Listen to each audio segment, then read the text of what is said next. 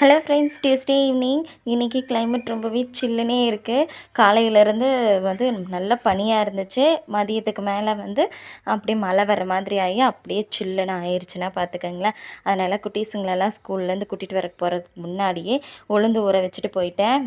Evening ஸ்நாக்ஸுக்கு வந்து உளுந்த வடை செஞ்சு சாப்பிட்லாம் அப்படின்னு சொல்லிட்டு தான் குட்டீஸுங்களெல்லாம் ஸ்கூல்லேருந்து கூட்டிகிட்டு வந்துட்டு அவங்களெல்லாம் ட்ரெஸ் சேஞ்ச் பண்ணி விட்டு அவங்கள ரெடி பண்ணி விட்டு ஹோம் ஒர்க்கெல்லாம் எழுத சொல்லிவிட்டு அதுக்கப்புறமா நான் வடை ரெடி பண்ணுறதுக்கு ஸ்டார்ட் பண்ணியாச்சு. நான் ரொம்பவே சிம்பிளாக வடை ரெடி பண்ணிடுவேன். உளுந்து எப்போவுமே மிக்சியில் தான் போட்டு அரைப்பேன். கிரைண்டரில் நான் போடுறதே கிடையாது.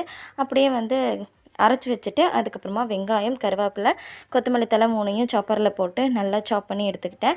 அதையுமே வந்து உளுந்து மாவோடனா கலந்து எடுத்து வச்சாச்சு. அப்படியே வந்து வடை போடுறதுக்கு ஸ்டார்ட் பண்ணிட்டேன். குட்டீஸுங்களுக்கு பெரியவங்களுக்கு வடை போடும்போது மட்டும் அப்படியே 4 பச்சை மிளகாய் கட் பண்ணி அதுக்குள்ளே போட்டு கொஞ்சம் மிளகும் போட்டு வடை போட்டேன்.